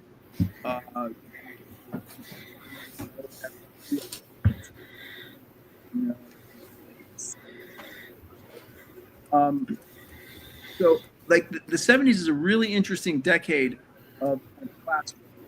Early 70s, 73 is maybe the peak of labor militancy. There hadn't been as many strikes since like 47 or something. It's like, really intense moment of class conflict, and the ruling class can't get a hold of the working class. You've got the breakdown of the U.S. discipline in the military in Vietnam. There are, by the Pentagon's own count, 700 and change, 720, 30 something, fragging incidents of guys killing or attempting to kill their officers. Wow. This energy goes into the shop floor. There are these massive wildcat strikes all through the early 70s where the union leadership was like, hey, you guys can't go on strike. And they're like, man, fuck you, try and stop us. And from the point of view of the investor class, the capitalist class, the ruling class, the policy elite, it's like this is the moment when this whole kind of consensus, technocratic sensibility that comes out of the New Deal just like kind of disintegrates, and they open intellectually to what becomes Reaganomics, neoliberalism, which is like the working class in our country and in all the other countries need their ass kicked. And that's what Reagan delivers. And it's like they can't get inflation down. And Carter's under pressure to deal with this. And it's like, so that's part of what makes him a bad president in the second half of his administration, of these structural things. And it's like, what do I think of him as a person? My take is that he's a good guy. He was a good guy. He was a good man. Right. A decent human being. Yeah. Yeah.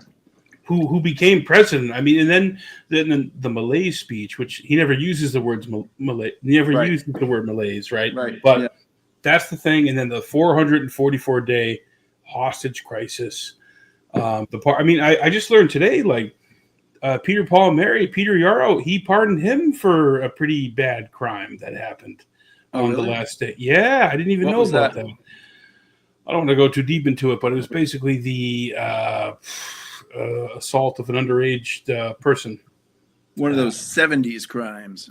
Yes, it happened. I believe Roman Polanski type crimes. Yes, exactly. And I didn't even know about that. He just passed away at 86, and of course, Jimmy Carter just passed away at the age of 100. So yeah, I mean, your assessment. He's a one-term president already. He put the solar panels on the White House. He didn't fire a shot, but he also had Zbigniew Brzezinski in his, and that kind of gave rise later to the Mujahideen and so forth, which could be a whole nother podcast. But I mean, he didn't start any new like official wars, though. He did, start feeding into that covert operation. Yeah. I think he was fundamentally a decent human being, though, Christian. I agree with that sentiment. But the office, like you get into that office, right? No matter how good you are as a human being, there's certain realities and certain decisions and things you have to do when you're in that office, right? Right. It's not just the person who inhabits the office inhabits the person, And that's part of what makes Trump so dangerous is that he doesn't get it. And all the things that people who hate Trump say, we should give them their due. We should concede as much as possible to them. You guys are right. He's got ADD. We've listened to it. We've listened to it for 10 years. We've listened to it for 10 years. Yeah. I call it true lies. It's true lies. Nobody has told the truth more while lying more than Donald Trump. Yeah. That's my take on it. Sorry, Eric, you want to say something? And also, but part of what makes him dangerous is that he's kind of impervious. He's he has the attention span of a goldfish. The bullet just whizzes by. It's just like right. That's the perfect metaphor. Anyone else would have been wow, they could blackmail me, and it's like they will, and then it's just like. The Hollywood Access tape comes out. This comes out. Whatever. He just called Stormy Daniels horseface. So don't listen to it. Look at that face. Do you think I would do that? Look at that face. Excuse me. Did you watch the movie The Apprentice? I did. Yeah. I liked it. I watched it twice. Yeah. I enjoyed it. I mean, Roy Cohn. You want to talk about blackmail and FBI and mafia? Roy Cohn is a nexus of that, dude. Yeah. Like he's the Prince of Dark. He denied that he had AIDS till the bitter end. He called it pancreatic cancer or something. He just has a cough. It's pneumonia. He'll be okay. Okay. Here's a bad cough. Yeah. Trump definitely had all the stuff sanitized too. He definitely did that. Yeah. Yeah, and that movie, it'll probably become a cult film, but it fell between two stools, right? It was like too anti-Trump for the MAGA crew and portrayed Trump as a human being, and therefore the left is like, this is terrible. I thought it was fair. Yeah, I thought it was. I mean, if you read his niece's book, and you read about Roy Cohn, and even if you are someone who admires things about Trump, which I mean, I've been a fan of Trump since his feud with Rosie O'Donnell and The Apprentice. So I've been talking. Trump's been kind of in my purview since I was a teenager. Interesting. So, yeah, I'll have to send you the clip. There's a clip of me impersonating him when I was 19 years old. Right on. Yeah. Like I was like, he was just like, whatever. It's like some guy on television. Well, I had to get Tony Salerno. I had to get his permission to do the concrete in Trump Tower. I mean, that's just the reality of being the tri-state, like back then. Like you had to play ball with the mob. Like, of course, his father helped him. I mean, Freddie Trump there got a lot of play after World War II for veterans housing. That's where he got money from the government. And those are just the facts. Yeah, I mean that's urban real estate. Urban real estate is all about subsidies, and in every town, and it's the corrupt stuff, but it's also not corrupt. It's also like urban business development. Urban development is the place where if you look there, you realize, oh, like American capitalism depends on a kind of hidden in plain sight socialism. There's this constant subsidies, constant planning. I mean, this goes on openly in the urban arenas. And then there's urban studies, which was actually like my PhD was sort of half urban studies, half criminology. And that urban studies stuff really affected me, which is like I've never lost that impression of like capitalism. It doesn't matter how much they talk about free markets. It's fundamentally planned, right? It's rigged. Which then draws your attention, or should, to the state. There's like you can't reduce this political economic system to the state, but you can't understand it if you don't understand the state. And if you have phobias around talking about the state, then you're lost. You're gonna miss the bus. Yeah, it's like when Trump was giving an interview. That first big project, Mike, was at the plaza that he bought. The place was a dump. It was decrepit. They said, how did you get the $60 million abatement? I said, I didn't ask for 80. Okay. Basically, that's what he says. I didn't ask for 80 million, so he got the abatement. You know, I mean, Roy Cohn helped that too. Definitely, he had some tapes, but Danny helped him. Yeah, that's Epstein. It's proto Epstein. It's just a great exercise in raw power and how power works. That's how power works, man. It's ugly how the sausage gets made. Yeah. All right. Now, so I guess my last question would be, what's the post-Biden presidency look like? What is Biden's library? What is he doing? Are there drugs? Is there Jill guiding him around? Is it a Leslie Nielsen Naked Gun type thing? Talk to me about it. Who knows, and who cares? Really? I mean, I don't know. I don't know. Who cares? But come on, man. But here, I've got something else to say that's more important than Biden, which is like what do you guys, I got a question for you. What do you say to people who have a phobic response about thinking about the state? And they're not without, I mean, what, and then their phobic response would cause them to immediately say, you guys are reductionist. You're conspiracy theorists, and that's paranoid and nuts. When in fact, every day in America, people are convicted of conspiracies all the time. Conspiracies happen, right? That's a great question.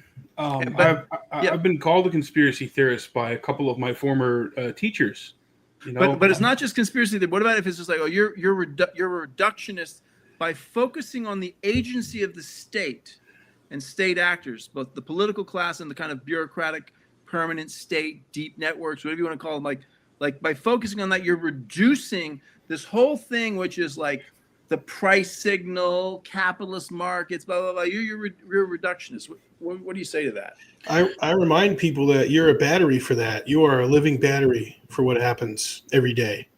Your tax dollars, what you get taxed, it all happens because we're giving it, whether it's tacit or just not even thinking about it, we're giving it our consent. Your clicks, your attention, your consciousness. So don't tell me you don't have skin in the game and that I'm just kind of reducing this to attacking the state. Is what I would say to them. Mm-hmm. Along those lines. Yeah, I mean, certainly now the people who are still clinging to the leftist things from however many years ago. It's funny because they all hated Bush. Now they love Bush. They're like, I wish there was an adult back in the room. I want George Bush. I'm like, what? You're talking about the freak who paints pictures of troops with missing limbs because of his fucking guilt because he can't sleep about the Iraq War? Is that the Bush you're talking about? Because that's the Bush that I actually see and think is out there. I mean, he's actually... George Bush and Bill Clinton are actually younger than Donald Trump by several months. They're all born in 1946. But they're actually several months younger than Donald Trump, and they didn't serve in any wars. Okay, can talk. We could do a whole episode about W. Bush's National Guard service and whatever. Yeah. But to me, it's those motherfuckers who cooked up the Iraq War and what that did to my generation, and a few years older than me, and the million people who were killed and displaced in the Middle East, which still has a lot to say about our world now. Yeah, So absolutely. that's I will never stop talking about that. I mean, you could say I was radicalized as a high school student on my anti-Iraq war dissident views. Which I've never gave up on and never wavered from, and I've actually lost more friends on the left than I did on the right, continuing to believe in that, which is fucking crazy if you can believe that. Like, because when in 2003, if you were against the Iraq War, the right hated you. Now the left hates you if you uphold those views, and to me, that's kind of crazy. Yeah. That's what I can't reconcile as a 38-year-old. You know. Yeah.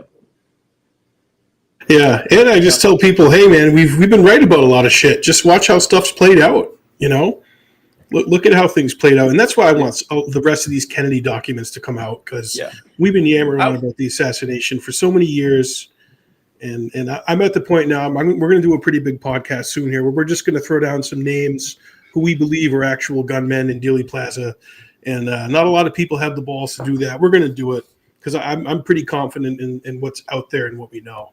Yeah. Well, they can continue to call us names, Christian. They can call you a name. They can call you a traitor or a former dissident leftist or whatever. But the actual core stuff of the left, a lot of that's like, dude, universal health care. I mean, it's not perfect, but I think Americans should have access to health. Every American should have access to health care.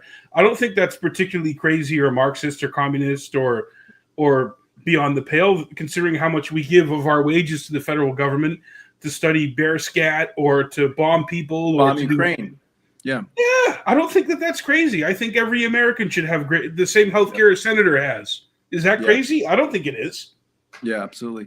Yeah, I mean, what I would say to that thing is that, you know, it's not reductionist if that is the only thing you want to discuss and think that everything is caused by the state and deep politics, but that's not what I'm doing. I don't think it's what you guys are doing. No. It's, you know, but it's also like, I mean, the state is fundamentally important to a capitalist ecomy. Yes. You get on the road, there's a stop sign. It's like, I mean, there's lights. The entire social world is to some extent bounded by legality. The state permeates everything. So it's like, if you arbitrarily section off certain parts of like state activity as like, oh, that's uncool, you can't discuss that. It's like, well, you know, you are that is profoundly anti-intellectual. And I don't care if you went to fucking Yale or Harvard or any of this shit. It's like, if you don't have the courage and the intellectual tenacity to look at what the opinion elite have deemed to be off bounds, like if you don't look at these permanent networks, if you don't look at actually what Anthony Fauci did and this kind of stuff, it's like, then you are embracing denial and you're turning your back on reality as much as any, you don't have any credibility or any right winger you're accusing of doing that. Yeah. And growing up in New Hampshire since 1997, originally from Massachusetts, I understand that. Like I was saying Trump was going to win in 2022. If you asked me on January 7th, 2021, I would have said Trump, because I live here in New Hampshire and near the fucking woods. I talk to regular everyday people, people who dropped out of school, middle school, high school, have no college education. I have no compunction or judgment about any of that. I mean, I'm a Keene State graduate. I'm sure you're familiar. You talked about a relative from who went to Antioch. I don't want to go but I'm a Keene State graduate. I have no other degrees other than a political science degree from Keene State, and I have my own reading and my own research.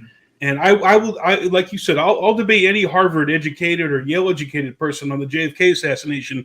I'll make them look like a fucking clown, because they're not willing to look at actual information and actual evidence. Because there's something that's going on with the left. This is why they lost in 2024. And this is why you talked about AOC in 10 years. They will lose in 10 years because the right now has the people. Trump goes down to West Virginia and coal mining company. He gives a speech about bringing back the coal mines. Whether it's true or not, it's irrelevant. He went down there and talked to them. Yeah. He went to West Virginia. He went to Alabama. He talked to those people. He's going to get their vote. The reason that Biden went and walked the picket line as the first president to ever walk a picket line with the steel workers auto workers, was because Trump threatened to do it. And I remember telling this to a friend of mine who works in the labor movement, and he had no idea about this. He was of course just like wanted to dismiss it. It's just it's really distressing, the level of denial on the left. That's why they lose, and it's why they're going to continue to lose. And unless they get some kind of populist movement like Bernie Sanders or anything remotely resembling that with authenticity, they're done. They're done, man. The populist right, dude, or nationalist right, whatever you want to call it, they have it. They have it now. That's where the workers are. That's where most Americans are.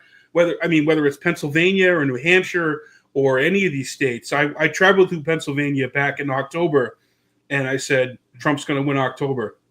And I had Easter dinner at my aunt's house in liberal Stoneham, Massachusetts. And for whatever reason, she brought up politics and said, who do you think's going to win in November? I said, Donald John fucking Trump.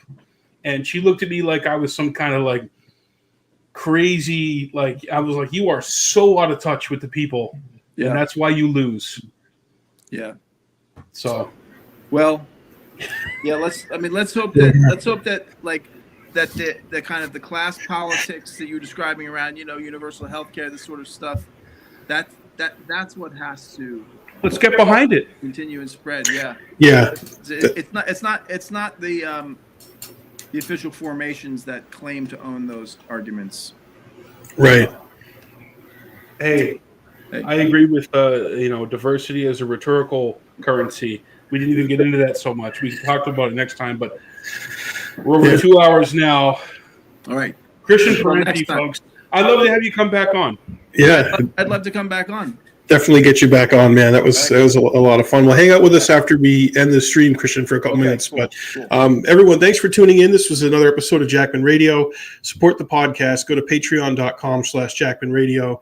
And become a monthly patron. Follow us on all socials under Jackman Radio.